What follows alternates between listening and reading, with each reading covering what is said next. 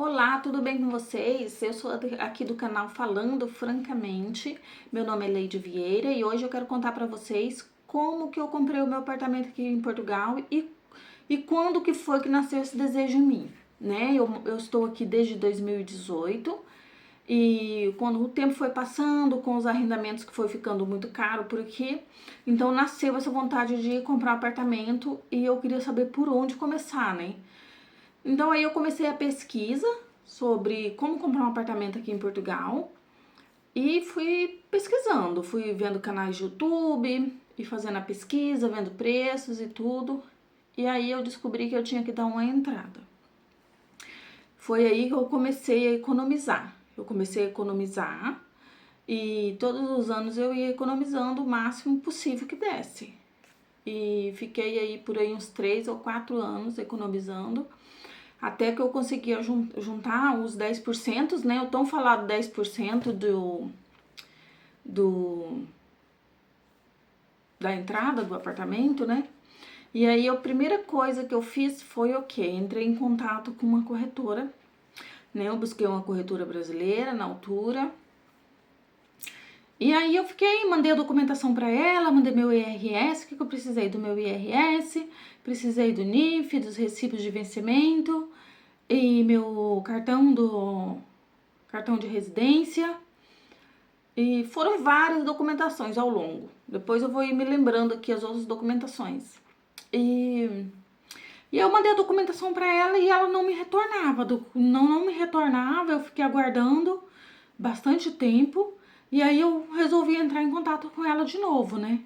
Aí ela falou para mim assim que os meus rendimentos, meus recibos de vencimento e o meu IRS estava muito baixo. Era por isso que ela não tinha me retornado. Só que na verdade ela nem entrou em contato comigo para poder falar sobre isso que eu acho que ela nem tinha passado a minha documentação para frente, entendeu? Acho que ela deu uma olhada ali no meu IRS, achou que tava muito fraco e tal, e ela nem tinha passado minha documentação para frente. Então aí eu comecei a buscar de novo, estudar mais, e aí eu já não entrei em contato com outros corretores nessa altura não. Eu fiquei bastante tempo estudando, né? E comecei a ver que tinham pessoas que tinham que dar mais entrada, porque dependendo do valor do imóvel, né? Então aí já ficava mais caro. Então eu fiquei mais um ano, aí eu aumentei os meus rendimentos, né? Eu comecei a declarar mais, comecei a fazer mais renda extras e comecei a declarar mais. E nisso que eu comecei a declarar mais, o que aconteceu? A minha segurança social subiu muito.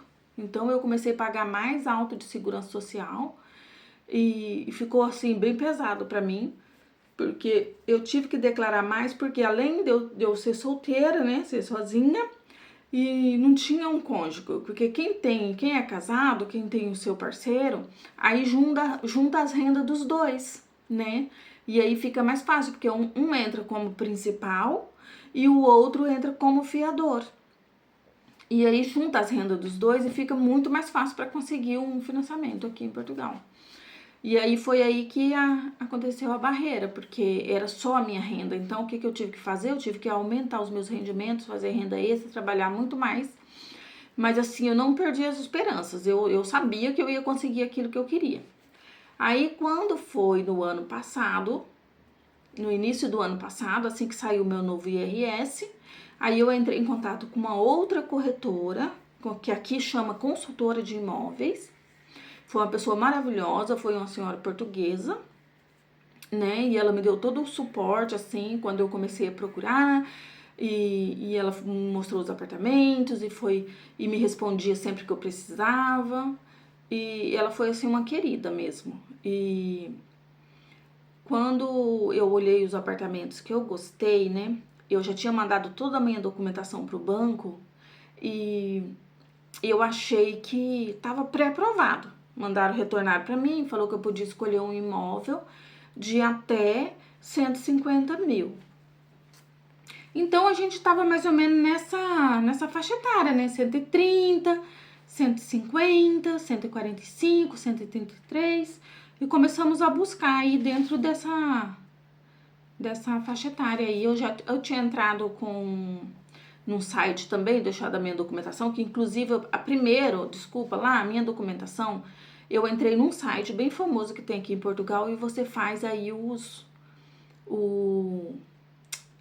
a simulação, né? E eu, na minha inocência, eu achei que a simulação era já o pré-aprovado, porque eu entrei nesse site, essa senhora entrou em contato comigo, e aí depois ela mandou toda a documentação por e-mail, né, que eu tinha mandado para ela, e aí ela me retornou falando assim que eu tinha capacidade de comprar um imóvel até 150 mil.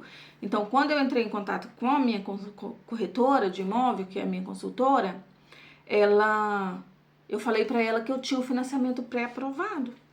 Então, a gente começou a procurar em cima disso, né?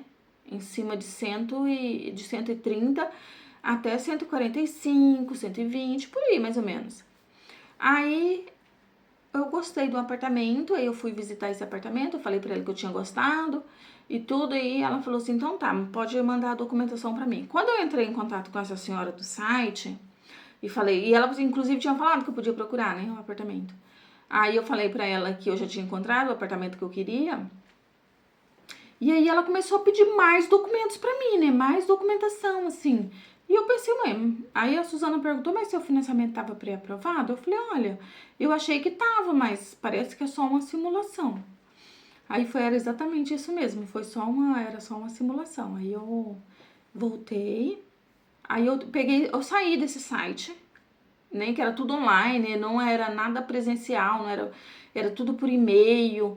Era burocrático, assim, lá dentro, entendeu? Inclusive, ele é bem conhecido aqui. As pessoas que fazem financiamento e tal, ele é um site bem conhecido aqui. Uma plataforma bem conhecida. Mas aí eu preferi não seguir com essa plataforma. Aí a minha consultora falou assim, olha, se você quiser mandar a documentação toda pra mim, aí eu vou dar a entrada por aqui.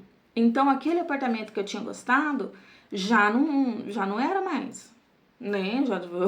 Eu acabei perdendo aquele apartamento. E aí ela deu a entrada na minha documentação, em todos os bancos. E aí eu consegui ela mandou para 3 bancos. E só um banco, que foi o Banco Santander, e foi o Banco Santander, a Caixa Geral de Depósito, Milênio. O Milênio, que é um banco que eu tenho conta aqui já há muito tempo, ele não aprovou. Não aprovou meu financiamento. Aí o Santander aprovou, pré-aprovou. Aí a gente começou com as buscas. Daí já bem assim, daí eu já tava super nervosa, porque eu tava com medo, né, de eu achar o apartamento de novo e de repente dar BO. E aí começamos a procura de novo, tudo do começo. Aí quando eu encontrei o apartamento, aí ela falou assim, agora vamos seguir, né, em frente. Mas, gente, o banco me pediu tanta documentação, ele me pediu documentos daqui de Portugal, IRS, NIF, os últimos extratos bancários, os últimos 6 meses, pediu pra mim um documento que é lá do Brasil, do Banco Central, que eu nem sabia como que eu ia conseguir esse documento, eu nunca nem tinha ouvido falar, porque quando ela falou pra mim que eu precisava de um documento lá, aquela Bacen, do Banco Bacen, eu acho, que é do Banco Central. Quando ela falou isso pra mim, eu não sabia do que se tratava.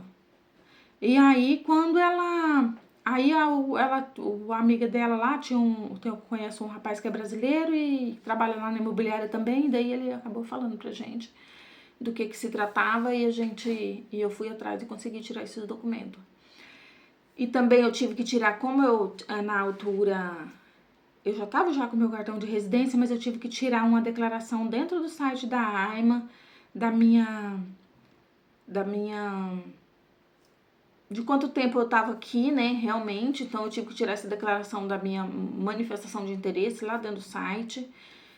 E o que mais? Teve essa história do banco lá também, lá do Brasil, que eu pensei que era até SPC. Eu falei, nossa, mas eu nunca ouvi falar disso, mas na verdade era outra coisa, não tinha nada a ver. Era pra ver se eu tinha dívidas no meu nome lá no Brasil, né? Aí, quando deu tudo certo, que a gente mandou toda a documentação, aí depois mandamos a documentação. Aí o dono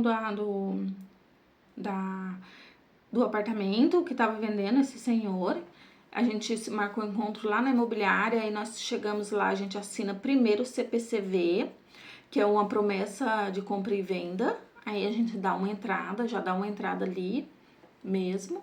E aí outra coisa muito importante, nesse contrato, nesse CPCV, é muito importante ter uma cláusula lá dizendo assim que se ambas as partes, se o dono do apartamento decidir não vender mais ou eu decidir não comprar mais o apartamento, ou ter algum problema com o meu financiamento que eu não consegui comprar, é muito importante ter essa cláusula dizendo que o dinheiro vai ser devolvido integralmente, tá? Porque muita gente aqui perde dinheiro porque não coloca essa cláusula, assina o CPCV, dá a entrada lá na imobiliária, né?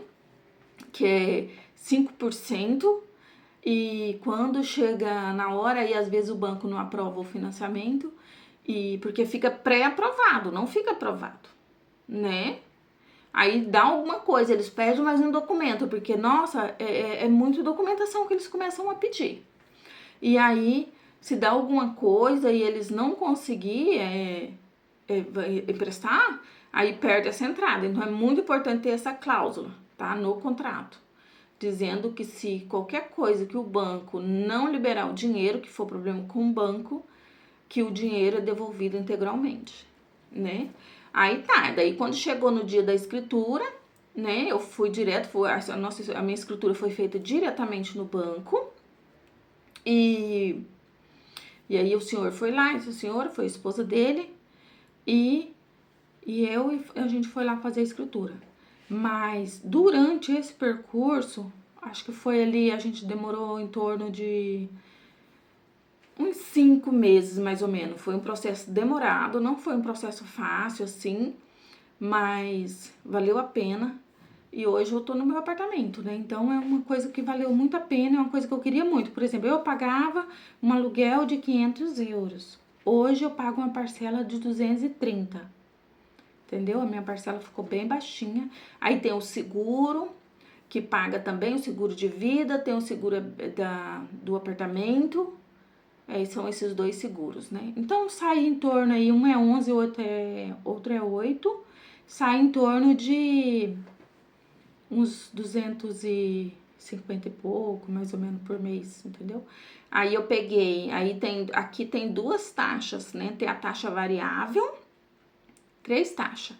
Taxa variável, taxa mista e a taxa fixa, né?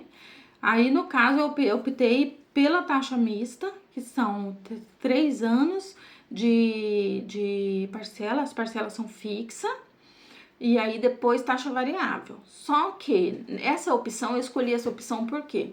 Porque mesmo eu ter escolhido a taxa mista, quando vencer, eu posso ir lá e renegociar e fixar de novo a taxa, entendeu?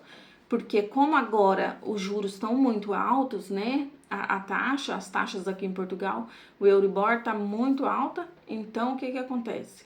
Eu preferi pegar essa fixa agora, aí depois provavelmente vai baixar um pouco, né?